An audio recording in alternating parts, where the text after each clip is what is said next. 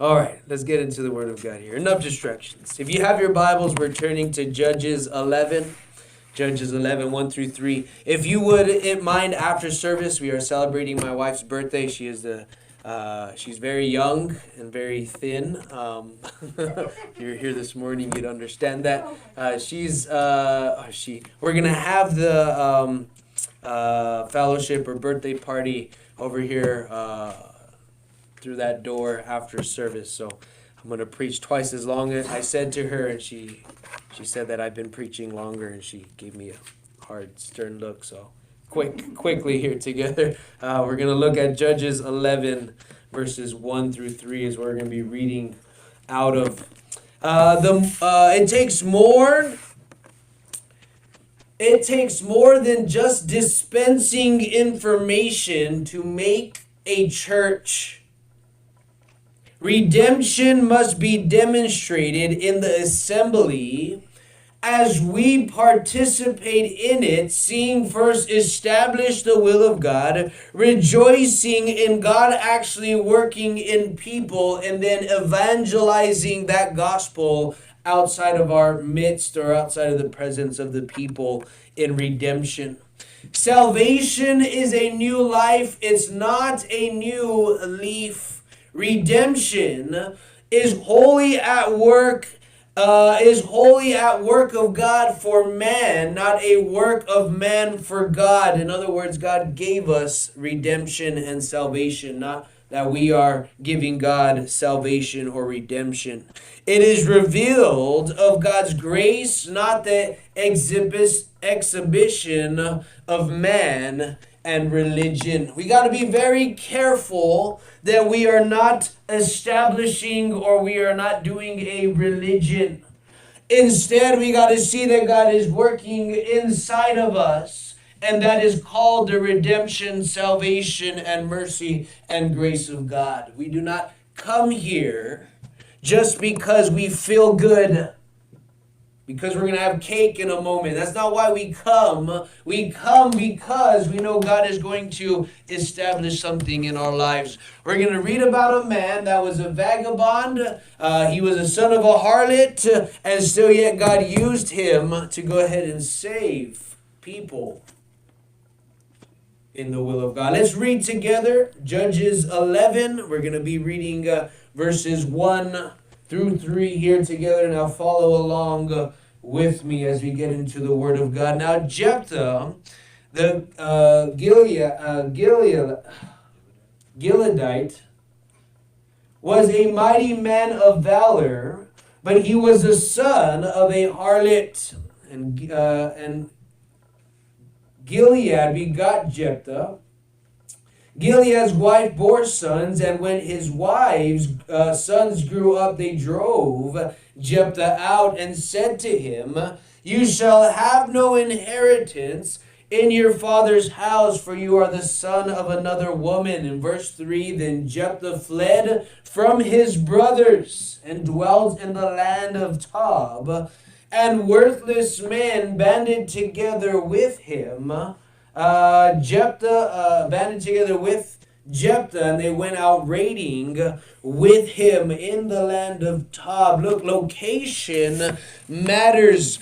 People, if you don't think that location matters, he is out in the land of Tob with worthless men. And look, I'm glad each and every one of you are in the house of God. Because in the house of God, we know, hey, you're not doing something foolish. You're not doing something crazy. You're not out doing something sinful.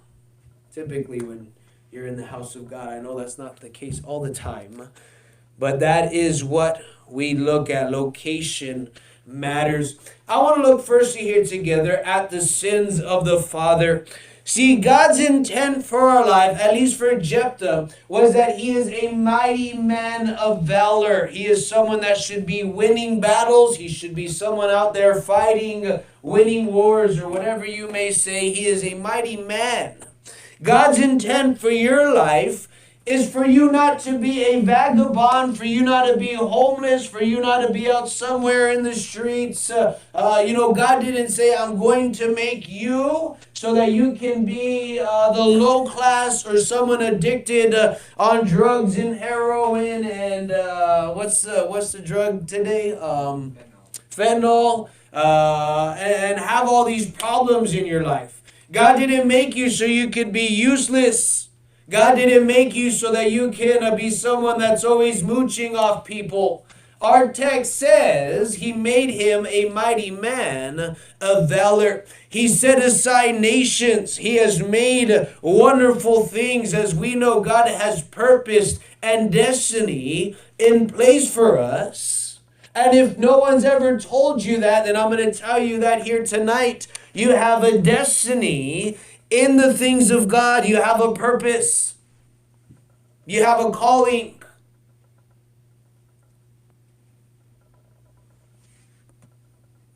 There's a church here and ministry that you can be involved in. God has placed you in Medford, Oregon, for a reason, that there is destiny involved with everything that has happened in your life. The question is, do you believe and do you grasp that understanding? Do you believe that God has made you a mighty man or woman of valor? Because if not, then guess what? You're going to give up the fight. Why? Because you're going to have to deal with the fact that you are a son of a harlot. Yes, you are a son of a harlot. I don't know if physically you are or not. But guess what? Sin has entered each and every one of our lives, and that takes us away from what God has in our lives. In other words, he has to deal with sin. I understand this is the sin of his father, but still yet he has to deal with sin. In other words, he is a product of sin. His father left his wife, was joined with another woman, and now he is a product of that. Let me tell you something here. You have to guard yourself. Sin is involved from the beginning. The Bible describes us that we are all sinners. None are just. We've all been born with sin in our hearts. And here is Jephthah dealing with sin from the very beginning. And this can break very many men and women. If you don't have a destiny, then you're going to be confronted with the fact that you are a sinner. You're going to give up right then and there.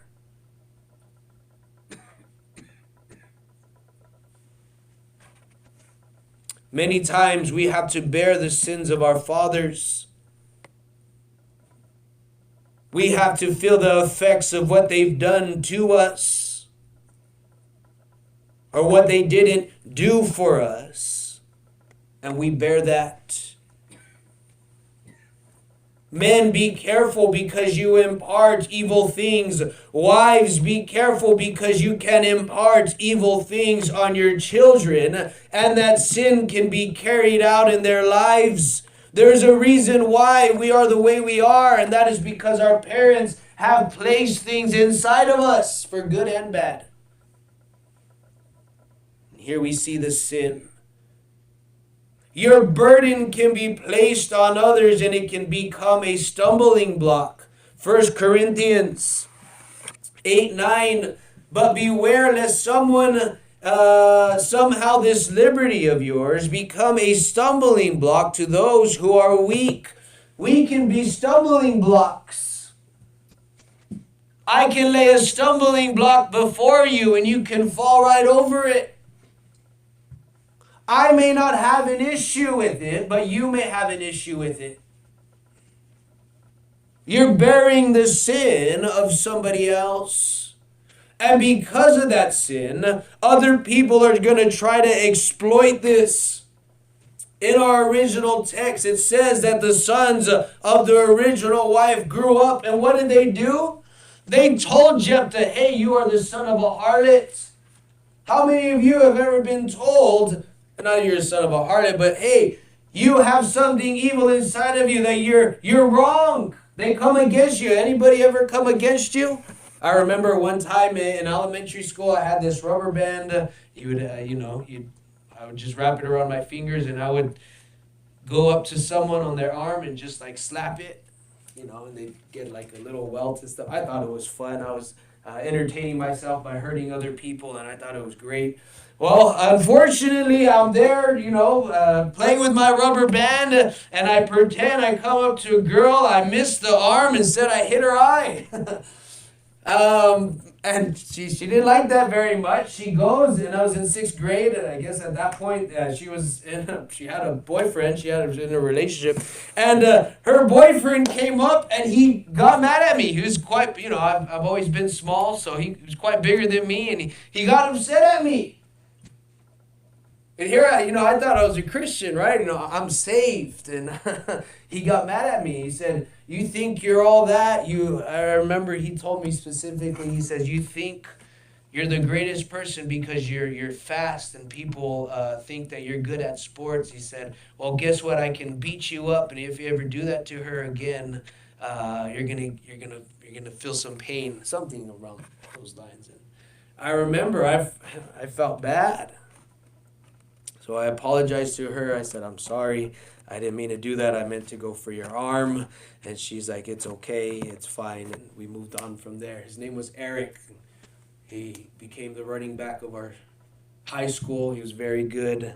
But nonetheless, people will exploit certain things in your life. They're going to see some things that are wrong with you. People can leave you high and dry. People will come against you even in the church. That's why it says, be careful, be guarded on who you trust. Because people are gonna try to exploit things in your life. When you start doing good and being promoted and someone that is higher, when people start growing up together, they're gonna say, "I want the money. You're not one of our brothers. We get a bigger piece of the pie if you're gone, so let's get them out of here." People will exploit you because of your sin. Johnny Cash. Anybody know who Johnny Cash is? The guy that plays the guitar and sings. Yeah. What's one of his famous songs? Ring of Fire. Ring of Fire. There we go. Ring of Fire. That's a good one. Johnny Cash once did an album called American Recordings. On the album cover is a picture of 2 dogs. One dog is black with a white stripe. The other dog is white with a black stripe. The 2 dogs were meant to say something about Johnny Cash. In an interview with Rolling Stone, Cash explained that what the 2 dogs meant. He said their names are Sin and the other is Redemption. Sin is the black one with the white stripe. Redemption is the white one with the black stripe. What kind of theme of that album is, and for me, is that when I was really bad, I was not all that bad. I had that little white stripe of good. And when I was trying to do good, I was never always good. I always had a black stripe to show that I have sin. No one is all bad. No one is all good. We are all sinners who need to be redeemed. The problem is that people will point out the white stripe or the black stripe.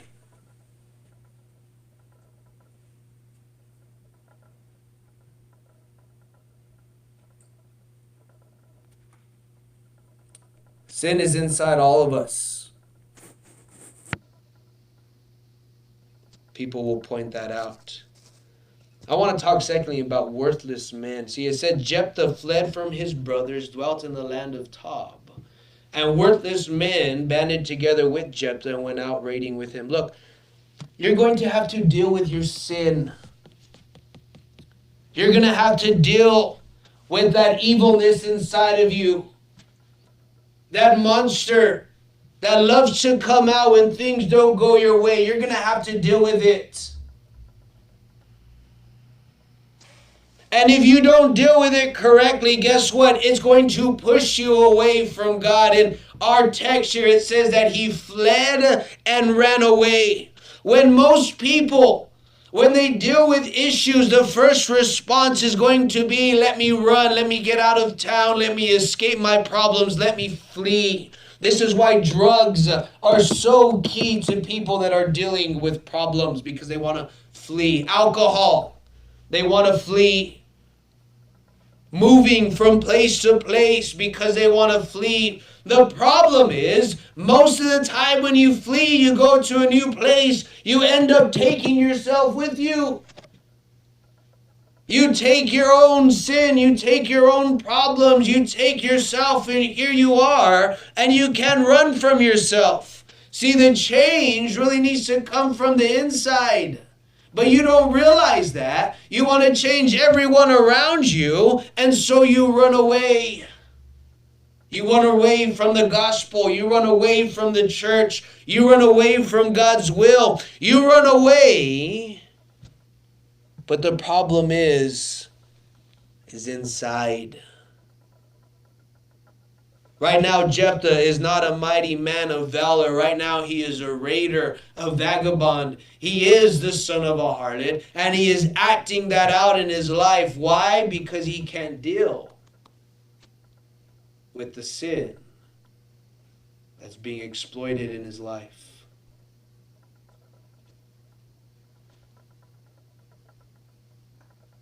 So he runs to people that are sinful as well. And this is who he hangs around with. See, when you're running, you run, and you attract people that are of the same mindset, these raiders. What does it say? Birds of a feather flock together. Those who you hang around with tell me a lot about what kind of person you are. Look, in high school, who did I hang around with? All the people that played sports. And if I hanged around all the people that played sports, guess what that makes me? A jock. Right? I didn't hang around the nerds. I didn't hang around the band people. I didn't hang around the orchestra people. I didn't go to the people that were in the science building because they were too smart for me. I didn't hang around them. You know who I hanged around with? The ones that would bang their heads real hard together and go, oh, that was fun, and then do it all over again. That's who I was with. I was with the ones that said, hey, I bet you I can catch this ball better than you can. That was me. I'll race you from here to there, and if I beat you, you owe me a cheeseburger. Big Mac. A Big Mac. If you hanged around skaters, if you hanged around certain part of people, guess what? More than likely, that's who you were as well. Parents, you must be very careful on who you let your children hang around with, because they will influence your son or your daughter in a certain direction.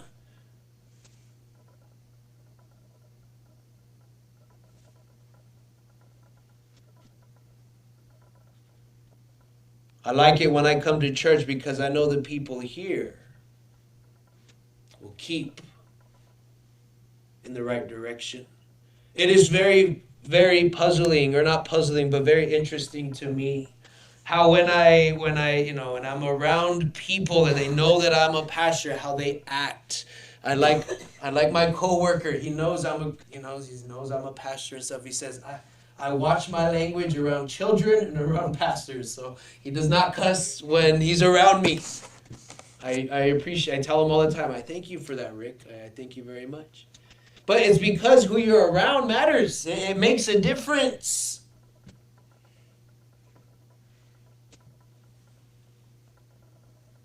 Your friends will lead you in very many directions and places. And then from there, who you hang around with, they go out raiding. It turns into actions now. You know, I challenge people, hey, let us go street preach, let us go outreach, let us go pass out flyers. There is now a point where the people that you hang around with, you actually do things. How many of us know? And you get, gather together and there's enough push and striving, we're going to go and do things. We went to Bend and we were there. Guess what? There was a bunch of people protesting saying free Palestine. There was about 30 or 40 of them. They're free Palestine. They were in the car honking their horn and, going out. And I was like, wow, imagine if someone gathered like this in Medford for us to go and say, praise God. All right, moving on very quickly. Here we go. It's changed now to actions. Worthless men got Jephthah to go out raiding. My parents, they got me to go and pray and be able to tithe. My pastor got me into guitar and learning how to preach. My football coach, he got me into wrestling. There are now actions that are taking place because the influence is now changed. People will influence you. TV and video games will influence you. The world is going to influence you in very unbiblical ways. They influence you. They will tell you certain things. Things that you once thought were unthinkable, you're now okay with. And yes, the problem may not be entirely your fault. When the sin originally happened, hey, it was my dad's sin, that's why I'm here. But now you're choosing your friends and you're choosing your actions to go out and raid. And now it is entirely your fault. Jephthah, you mighty man of valor, is a vagabond and a raider. Let's close lastly here at God's hand in his life. Because how many of us know Jephthah does not end up dying that way? He is used by God. In Judges 11:32 through 33, so Jephthah advanced towards the people of Ammon to fight against them. And the Lord delivered them into his hands, and he defeated them from Aor as far as Minnith, 20 cities, and to Abel Keramim with a very great slaughter, and the people of Ammon were subdued before the children of Israel. See, the Lord has to move. Look, we all are sinners. We all make bad decisions. We get in bad spots and bad places. But the one thing that God was able to do is that he was able to talk to Jephthah and say, hey, I got to use you. In verse 29, it says, the Spirit of the Lord came on Jephthah. Can the Spirit of God come on you? That's the question here tonight. Can God get a hold of your life and say, hey, I need you. I understand you got sin. I understand you made bad decisions. I understand you're not in the place I've met you or qualified you to be, but guess what? I got to still use you. Can the Spirit of God come upon you? Do you have a quality that God can work with? Yes, this man was a sinner. He was born out of unfortunate circumstances. But yet God was able to talk to him, come upon him, and use him. God has to be able to use you for the things of God. He has to make you useful in the church. The Spirit of God has to get on you. How many of you here have ever had the Spirit of God on you?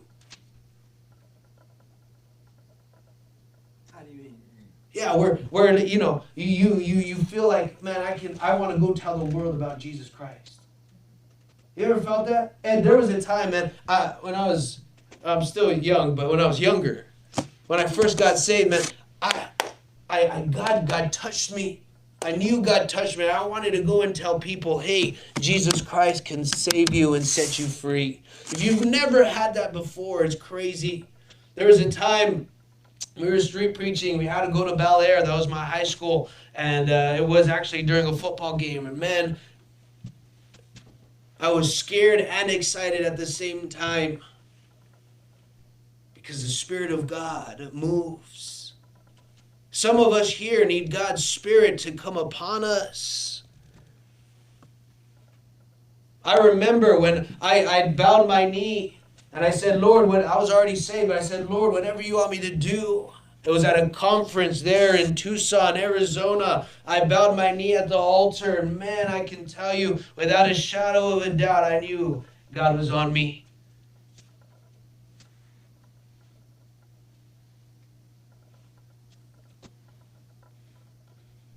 In Denver, there was a time we walked into church Wednesday night, nobody was there, completely empty. We were there for a couple months. Me and my wife were playing song service, and no one showed up or whatever. We waited for a while, and we packed our bags because my wife doesn't want to hear me preach. And so we packed our bags, went into the apartment, went home, and I am crying.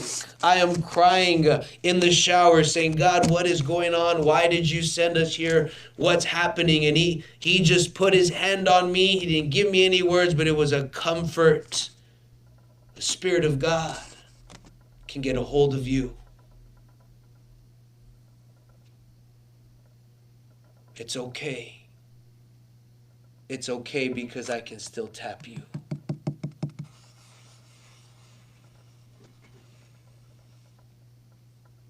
Can God still tap and use your life to lead you into victory? In our text, they advanced, they fought, and they were delivered. That is what we must have in our lives. We must advance. We must fight, and we must be delivered. You can break the chains that bind you, overcome temptation and sin, and be free from the devil. I close with this last story. Tom Allen, a pastor and a former Army Ranger, tells this story. He said, I finally saw Saving Private Ryan about 2 weeks ago. I was extremely proud until the last minute of the movie. As the movie began, I was proud about watching the Rangers take Omaha Beach. Then the story begins when they receive a mission to go deep into enemy territory to save Private Ryan. They hit skirmish after skirmish, and some of the men are killed along the way. They finally come to where Private Ryan is held up, and they say, come with us, we have come to save you. And he says, I am not going. I have to stay here because there is a big battle coming up. And if I leave my men, they are going to die. What do Rangers say? Well, then we're going to fight with you. And they all stay, they all fight, and it's glory, it's hard earned glory. Almost everyone dies except Private Ryan. And in the end, one of the main characters, Tom Hanks, is sitting on the ground. He's been shot, he is dying, but the battle has been won. Private Ryan leans over to him, and Tom Hanks whispers something to him. Everyone in the theater is crying because Tom Hanks was shot. I was crying because of what he said, and what he said was so terrible. Private Ryan bent down, and Tom Hanks said, earn this. Earn this. The reason that made me angry is because no Ranger would ever say, earn this. Why? Because Rangers' motto for the past 200 years has not been earn this. The Ranger motto for the past 200 years has been, I chose this. I volunteered for this. So when Private Ryan bent down, if Tom Hanks was really a Ranger, he would have said, I have chosen this.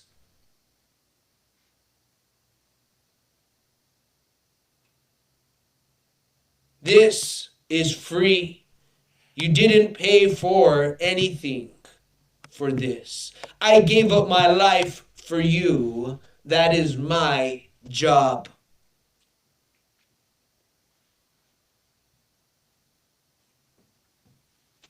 Can you choose Jesus Christ to overcome your sin. With that being said, let's have every head bowed and every eye closed. I choose this. What do you choose here tonight? If you're not saved, you're not right with God, then you are choosing to live for the world.